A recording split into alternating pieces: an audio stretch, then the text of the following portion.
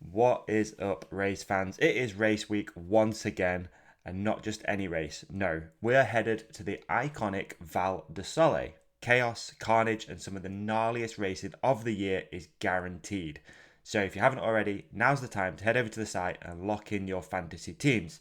You gotta be in it to win it, folks, and this week's prize is a banger, alright? We are beyond stoked to welcome GoPro as the sponsor for this round, the household name in action sports cameras, and the people behind some of the most jaw dropping and legendary POV footage on the planet. Their brand new GoPro HERO13 dropped recently, and it is stacked with next level features, better low light performance, buttery smooth, hyper smooth 6.0, auto upload to the cloud, and loads more. And that isn't just the best bit, alright? We are giving away a brand new GoPro HERO13 to the round winner of Val Di Sole, just like this one. So if you've ever needed an excuse to get your tactical picks in, go through the roster, find some sleeper picks, and make sure you come out on top of this round, then this could be it, all right? If you're thinking of upgrading to a new action sports camera, then hit the link in the show description to go straight to the GoPro site. You'll be able to grab one of the best cameras in the game, and you'll also be supporting the show at the same time. All right, let's get into it and hand over to our resident race expert, Andrew Neethling. Welcome back, sports fans, you race nutters. This is the Race Companion Fantasy Mountain Bike podcast, hosted by myself, Andrew Neethling. You may know me from the Moving the Needle podcast. We do a way deeper dive into the post-race reviews, so you can check that out on YouTube or your audio platforms. Now we're jumping into Val Di Sole preview. Wow, I think Val Di Sole and downhill mountain biking go together like peanut butter and jelly, as some of the Americans may say. It feels like a season would not be complete without hosting this venue. Now, the venue dates back to 2008 when it first held the World Championship. Yep, you may remember that one if you're a downhill purist. It's that famous run where Sam Hill crashed within sight of the finish line. Man, that was an iconic run. They had some European champs on this track even before that. It is a proper downhill track. And what I mean by proper, it is rough, it is brutal, it is technical. It can rain there. It has roots, it has rocks, it just has everything. Man, so cool. And the past winners include most of the greats: Greg Minnaar, Gwyn, G. Atherton, Danny Hart, Amri Perron.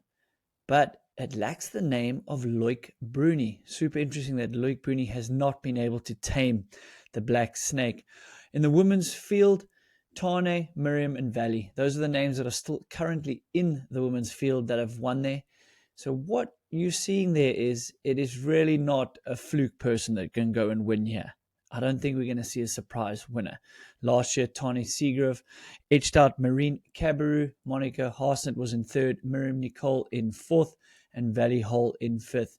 In the men, Umri had that insane run in the wet, beating Dakota Norton by 4.8 seconds. Finn Isles was in third, Troy Brosnan was in fourth, and Loic Bruni, who I mentioned, just hasn't been able to tame it compared to other venues where you know you can bet on him to be on the podium or to win. Now, if you tuned in to Leogang to watch the race, to listen to this little post show we did here on the Race Companion, some notables: Nina Hoffman had that now famously huge crash over the wall ride. She says she is pretty good. She's banged up. She's going for more scans. So I can't see that she's going to be in the field at Val Di Sole. So, check that start list. And Nathan Ponfium, our favorite fantasy league rider, having the career best season. He's out. He had that awful high-speed crash in the motorway at Leogang.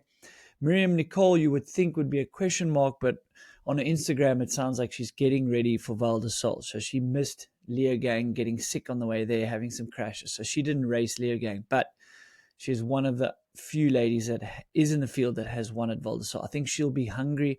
I think she'll be one to watch. Now, what is Val Di Sole like? Well, as I mentioned, it is the black snake for a reason. It is a beast of a track. It's probably going to get a little shorter, which means it goes back to the old original start, back from '08 for many years before it went and did those fast turns at the top. You don't get to warm up as you go into those first woods, but you may save your arms a little bit because it's probably going to be 15, 20 seconds shorter. They have lost a lot of dirt. And what I mean is, over all the years of riding, rain, it's just got so down to sort of the bedrock. There were times they had to make man-made rock sections, which I don't really like, but they had to do something. Then they trucked in so much dirt, like a crazy amount of metric tons of dirt, but it was a bit of sandier sort of variety, not that deep black loam that we like to see. So that cuts up pretty easily. The roots are getting very exposed, but we are hearing rumors, and hopefully that is fact, that they're going to make a few more changes. So this just really suits a bike rider's rider, like technical. You have to be the full package to do well here. I don't think we're going to see as many people that are, say, a surprise getting into the top 30. Maybe a few, but it's not like Leogang where the depth of field is just crazy. So this track punishes you.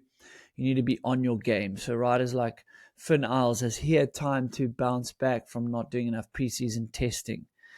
Ronan Dunn, which we'll chat about, is he going to get some more bike time between Leogang and now? I think we're going to see a lot of that.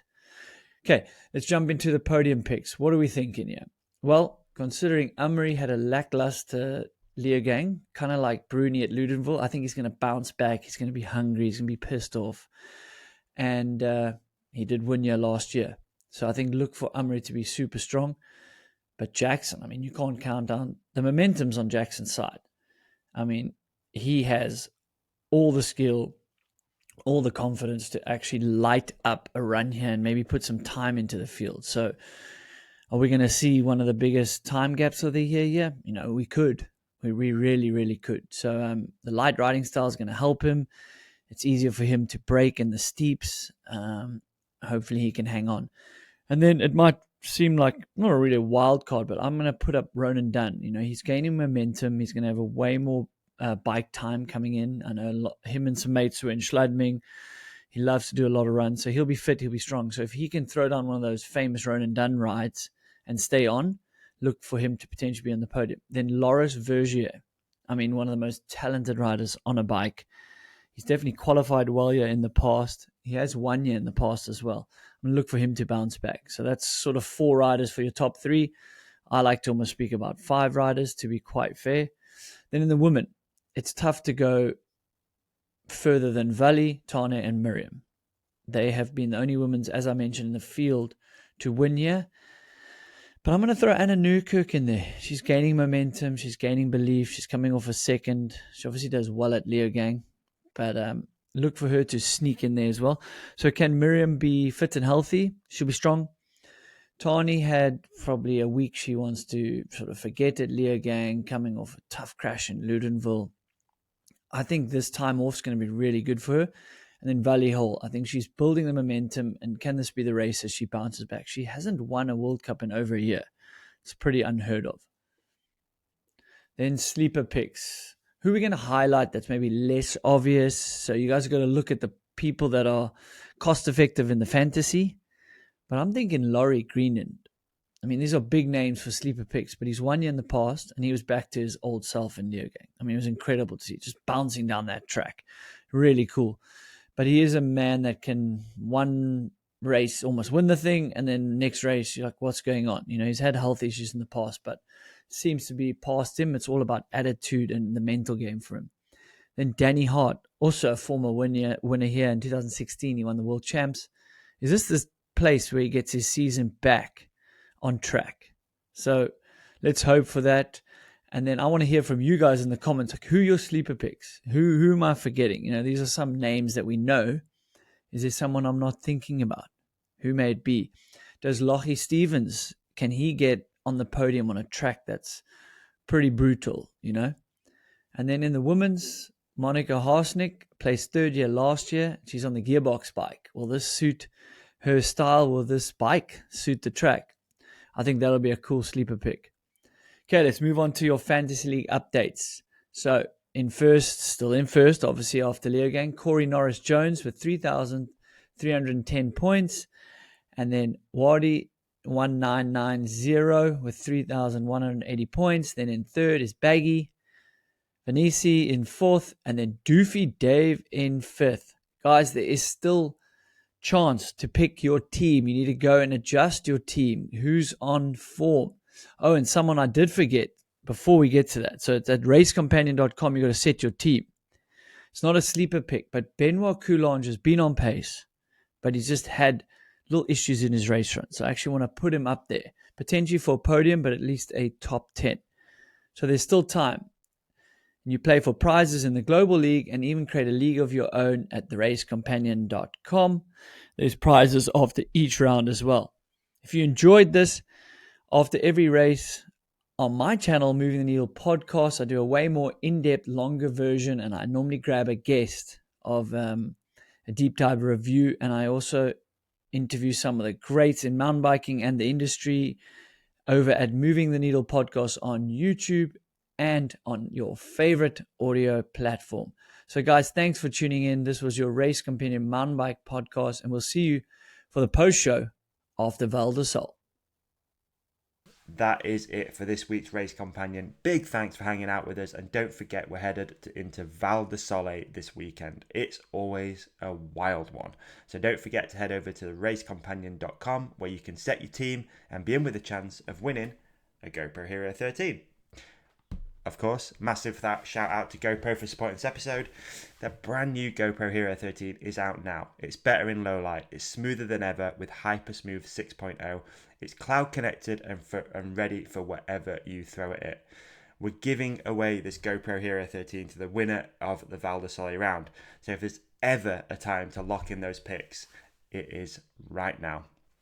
If you are thinking about upgrading your camera game, hit the link in our show description or show notes. You'll be supporting the show while grabbing the best in the business. Thanks again for tuning in. We'll catch you after Val Di Sole for the post-race show. And let's hope for another great race. Cheers.